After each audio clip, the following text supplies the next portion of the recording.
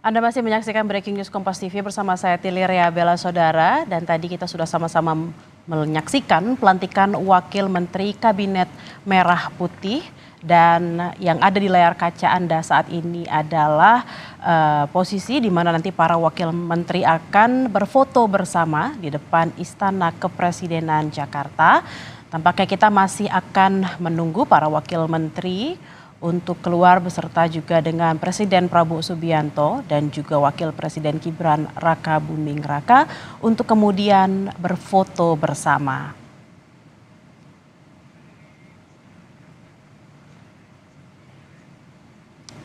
Dan saya sudah terhubung dengan Ahmad Khoirul Umam, pengamat politik dan juga Direktur Eksekutif Indo Strategik. Selamat sore Mas Umam. Selamat sore Mbak Bella. Mas Umam, tadi kita sudah saksikan bersama-sama ada 56 wakil menteri yang sudah dilantik oleh Presiden Prabowo Subianto pada sore hari ini.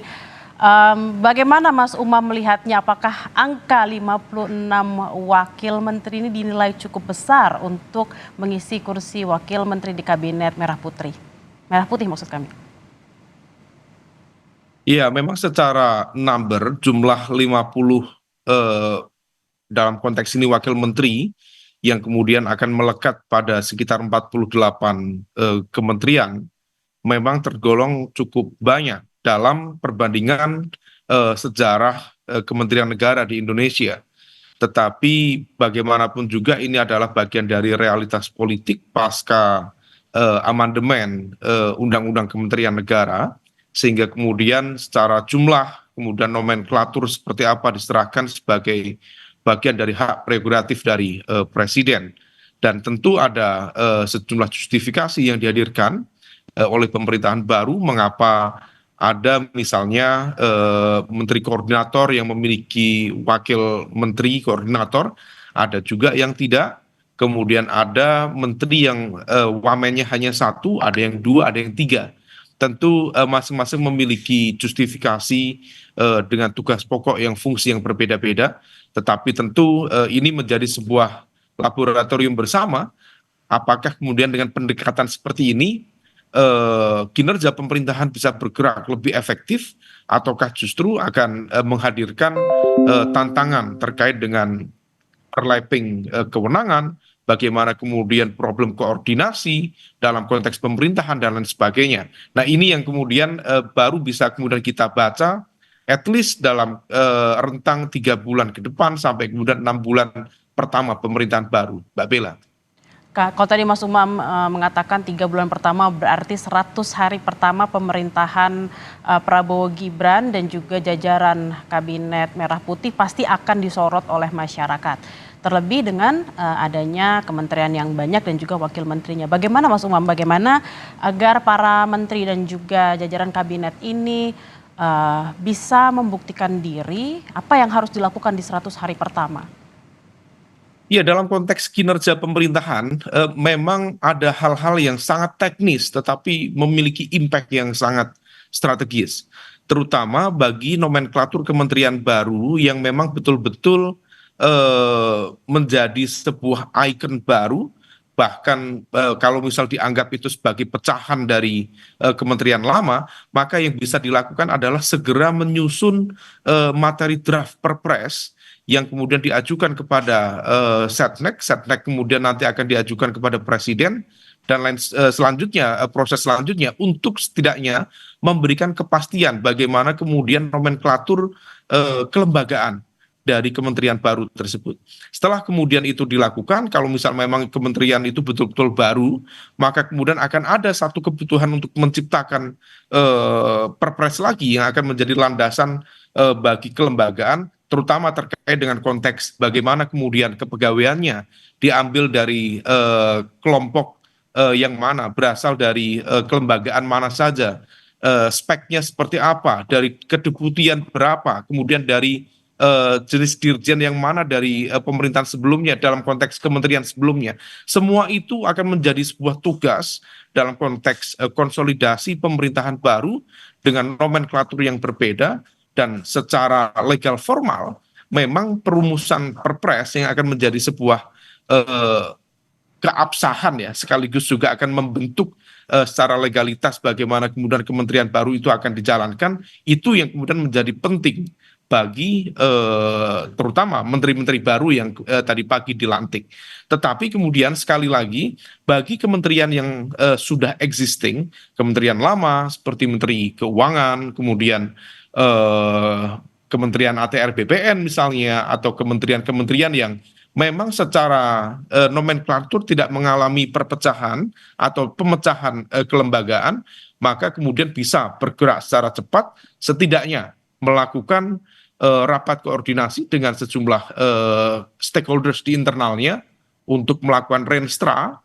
Dari renstra itu kemudian bisa ditentukan apa program prioritas untuk dijalankan 5 tahun ke depan yang memang betul-betul menjadi bentuk penerjemahan dari asta cita atau apa yang digariskan oleh presiden terpilih hasil produk dari pemilu 2024 yang lalu. Nah, ini yang kemudian perlu dihitung secara cermat oleh masing-masing pihak, baik terutama dari menteri yang memang secara kelembagaannya betul-betul sudah existing, tidak mengalami perubahan nomenklatur kelembagaan, ataupun kementerian baru yang memang menjadi pecahan dari kementerian lama atau memang betul-betul baru. Maka langkah-langkah ini yang tampaknya perlu diprioritaskan ke depan. Khairul Umam, pengamat politik dan juga Direktur Eksekutif Indo Strategik. Mas Umam, tadi sebelum break kita sempat membahas soal tantangan 100 hari pertama kabinet seperti itu. Tentunya kementerian yang tantangannya lebih besar adalah kementerian-kementerian baru atau kementerian yang merupakan pecahan dari kementerian yang ada. Apakah dalam waktu 100 hari pemerintahan ini sejumlah persiapan terkait misalnya birokrasi dan lain sebagainya itu bisa dilaksanakan sebelum akhirnya para menteri ini bisa melakukan tugas dan fungsinya, Mas Umam?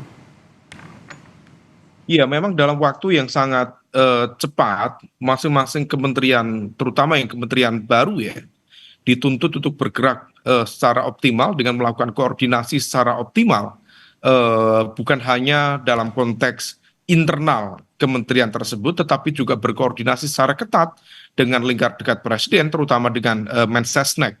Karena bagaimanapun juga justifikasi kelembagaan lewat Perpres harus segera diwujudkan. Lalu kemudian model-model rekrutmen termasuk juga sarana prasarana. Oleh karena itu pembagian bagaimana perkantoran, kemudian sarana prasarana kementerian, termasuk faktor-faktor penunjang lainnya, itu betul-betul membutuhkan waktu dan juga konsentrasi yang cukup optimal karena banyaknya jumlah kementerian baru yang ada di pemerintahan saat ini. Nah, ini kalau misal kemudian dia tidak diantisipasi dengan optimal, berpotensi kemudian memunculkan chaos dalam konteks pola koordinasi yang kemudian bisa saling bertabrakan satu sama lain. Karena tentu masing-masing kementerian juga akan memiliki ego, akan memiliki agenda kinerja masing-masing, masing-masing juga tentu pengen cepat dan sebagainya.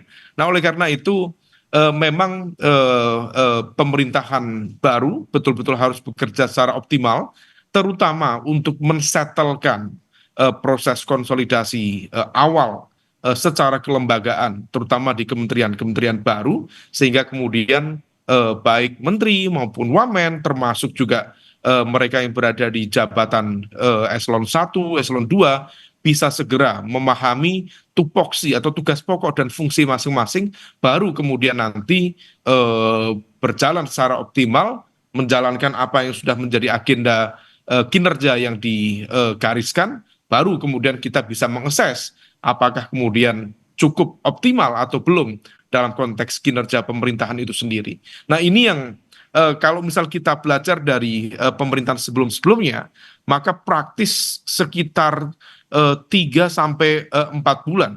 Bahkan kalau misal kita hitungannya Perpres, kalau misal kita cermati dulu ya sejumlah informasi, misalnya sahabat-sahabat yang mencoba untuk ikut membidani lahirnya KSP misalnya, kantor staf presiden dulu menunggu Perpres itu bisa sampai sekitar 5 bulan. Kemudian Perpres bagi hadirnya nomenklatur Kementerian Marifest misalnya bisa sampai 7 bulan, dan artinya ini proses yang memang tidak mudah, tetapi bagaimanapun juga ini adalah bagian dari bentuk penerjemahan visi, misi, dan juga platform kinerja dari presiden terpilih dengan pendekatan yang lebih besar seperti ini. Barangkali juga diharapkan bisa menghadirkan impact yang lebih besar, maka kemudian ya konsekuensinya adalah akan terjadi proses koordinasi yang akan jauh lebih kompleks. Tetapi kalau misal kemudian itu bisa dilalui dengan baik, tentu proses koordinasi ini akan menjadi sebuah ujian pertama sekaligus juga akan mengokohkan kualitas pemerintahan ke depan nantinya. Kami masih bersama Ahmad Hoirul Umam, pengamat politik yang juga Direktur Eksekutif Indo Strategik.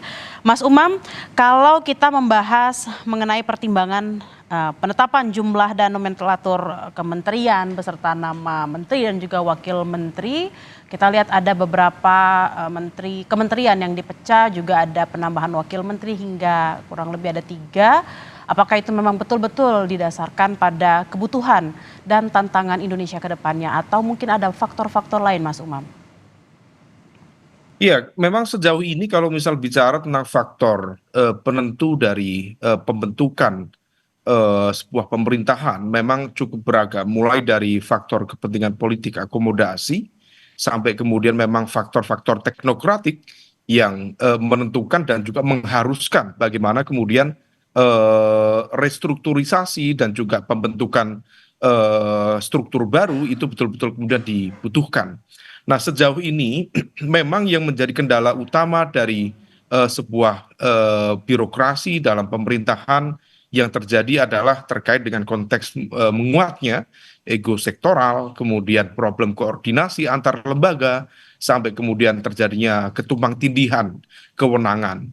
Nah, hal itu memang juga bertalian dengan adanya kewenangan-kewenangan yang seringkali juga memang menjadi kurang efektif ketika sejumlah kementerian itu memiliki cukup banyak sekali kewenangan-kewenangan yang mereka miliki.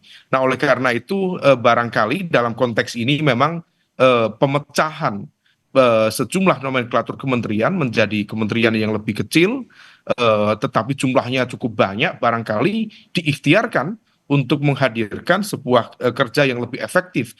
Meskipun di saat yang sama juga menyatu juga konsekuensi dari semakin kompleksnya sebuah struktur organisasi, yaitu problem koordinasi dan juga barangkali bisa saja kemudian kalau tidak di-manage dengan baik bisa memunculkan tantangan ego sektoral yang baru.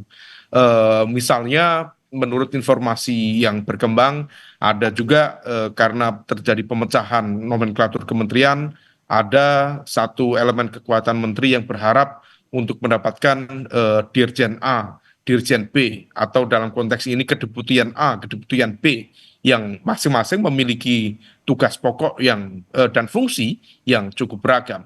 Nah, ini yang kemudian perlu disettlekan dengan baik, dan Presiden dengan dibantu oleh Mensesnek, termasuk juga Menpan RB yang baru, betul-betul kemudian diharapkan mampu mengorkestrasi dengan baik, mampu memanage ini dengan baik, sehingga kemudian proses settlement dalam fase transisi pemerintahan baru bisa segera dilakukan. Nah, oleh karena itu ini yang kemudian perlu menjadi tantangan ke depan, termasuk juga dalam konteks anggaran.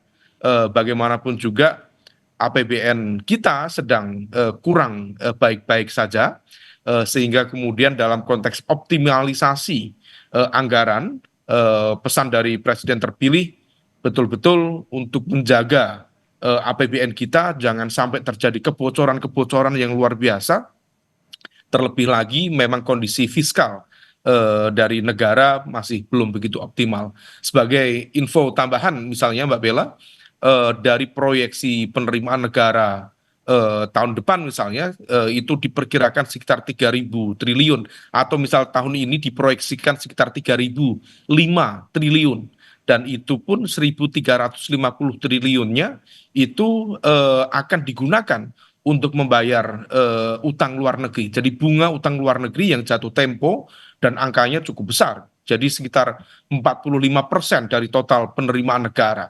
Belum lagi nanti kemudian dibutuhkan untuk transfer ke daerah sekitar 26%, dan sisanya nanti baru kemudian dioptimalkan oleh pemerintahan pusat untuk melakukan percepatan-percepatan pembangunan dalam konteks yang prioritas strategis. Nah, oleh karena itu memang struktur baru diharapkan bisa lebih efektif, tidak kemudian membebani keuangan negara. Dalam konteks ini adalah bagaimana kemudian serapan-serapan itu bisa memberikan impact yang jauh lebih powerful, lebih impactful terhadap kesejahteraan rakyat, terhadap penataan tata kelola pemerintahan, termasuk juga yang endingnya adalah meningkatkan kualitas kesejahteraan masyarakat kita dan juga menumbuhkan pilar-pilar perekonomian negara. Nah, kalau misal kemudian itu bisa dilakukan, maka itu akan menjadi indikasi yang positif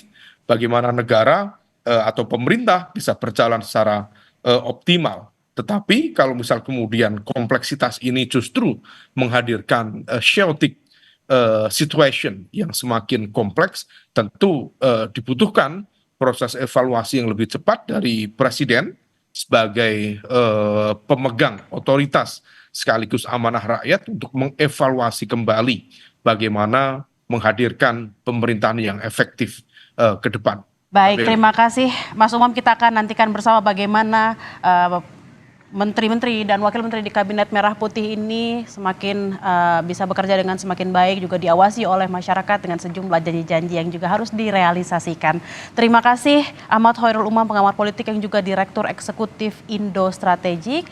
Dan saudara, demikian breaking news Kompas TV terkait dengan pelantikan wakil menteri Kabinet Merah Putih. Saya Tili Rebela pamit undur diri, sampai jumpa.